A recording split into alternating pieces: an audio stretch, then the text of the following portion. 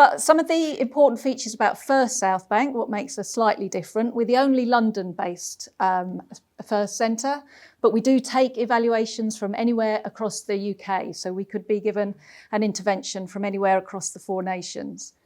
But importantly, I think one of our features is that we are deliberately interdisciplinary. So the centre sits within the Health and Wellbeing Research Centre, but it's an internal collaboration between our 5 research centres and our 3 colleges. And that's really important because it means we can draw on the skills, the knowledge, the expertise from across the university, which are really important when we're trying to understand interventions that seek to address the wider determinants of health and which might be delivered across different council directorates. So what have we learnt? The first point is that multi-sector partnerships are essential. So many of the interventions we've evaluated have only worked because of those collaborations that are in place, and the collaborations are across sector. Another point is that programmes work best when they are locally adaptive. So the most promising interventions that we evaluated weren't rigid. They allowed for local variation, frontline discretion, and iterative change through the delivery. The next point is that clarity of purpose supports both delivery and engagement. So that real clarity about what you're trying to do, but importantly, why you're trying to do it was important. So having that clear remit, ensuring that it was clearly articulated, made it easier for staff across departments to engage, and importantly, for leadership to understand what needed to be championing. So people get behind ideas when they understand the why, when they can see how the intervention is linked to broader goals like equity, prevention, and different public health priorities.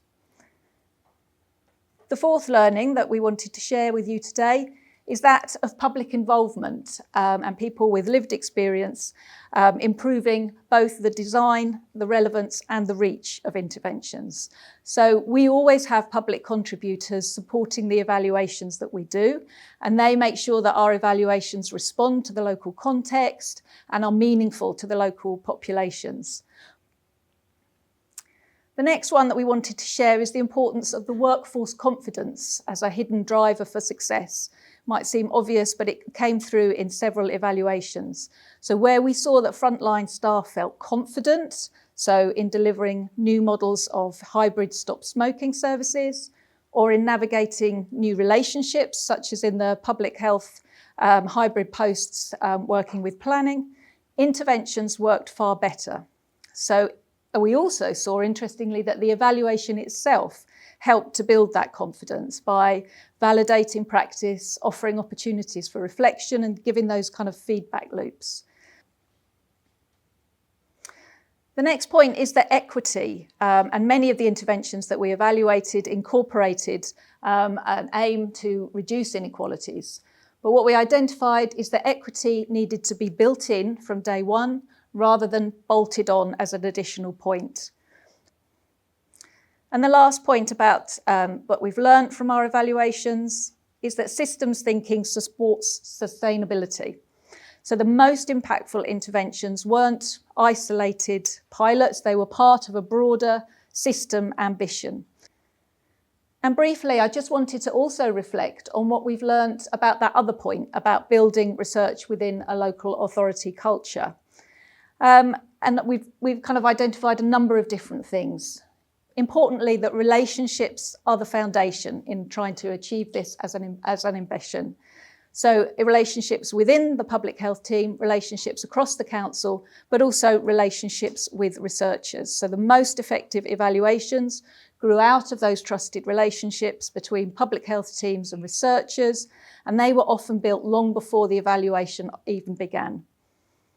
Secondly, that capacity isn't just about skills, it's about space. So local authority teams, in our experience, often have the knowledge to engage in research, but perhaps not the headspace.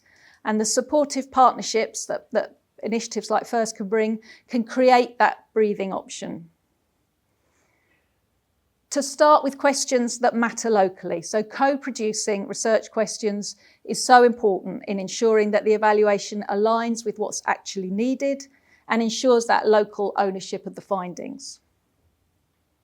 I've already mentioned public contributors, but they can be such powerful connectors. So involving public contributors ensures that the questions are relevant and ensures that they are consistently and we are working in a very accountable way to those real world concerns. And lastly, I think the thing that we've learned, and I think this is probably the most important point, that pragmatism and possibility need to coexist. So embedding research requires ambition and realism, and I think those two things are important. So it's about finding ways to work within systems as they are, while also nudging them towards what they could be, and I think that's what we hope we're doing.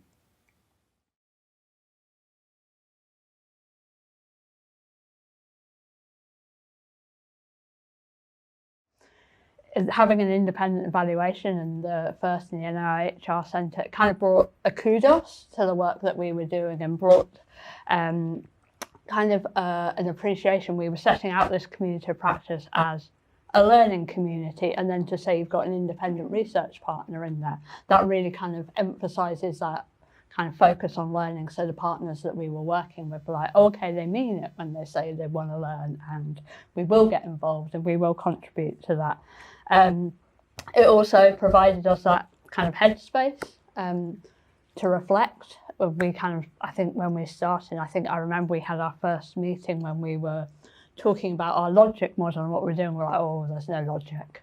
We're just doing all of these things. We have all of these expectations of what we want to do. It's all of these things, but it helps kind of refine and have someone else to help us think about what are we doing and why we're doing it and how we're going to get there, and kind of start to design what we were doing around what we were trying to achieve. We're repeating the programme that was evaluated, but in a much more structured way based on the feedback and the learning. So when do we put in particular interventions? When are we putting our training in? When are we building our lived experience in? Much more structured approach. So hopefully we're going to go bigger and better next.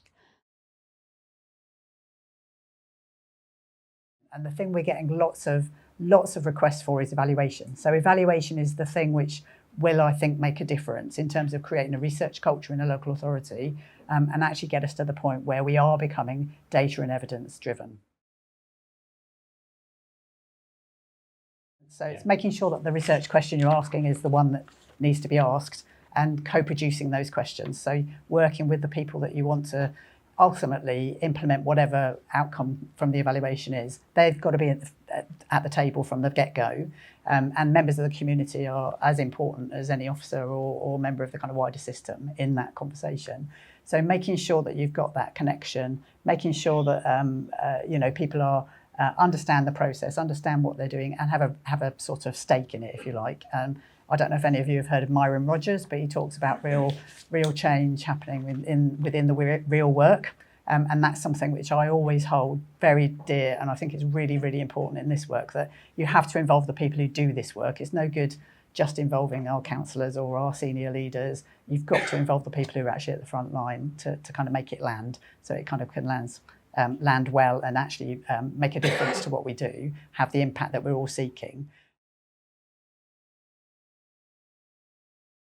There's a lot of evidence out there, and it's about how do you support the rest of the council in thinking about the evidence out there, as well as learning and sharing good practice, which councils are really keen to do.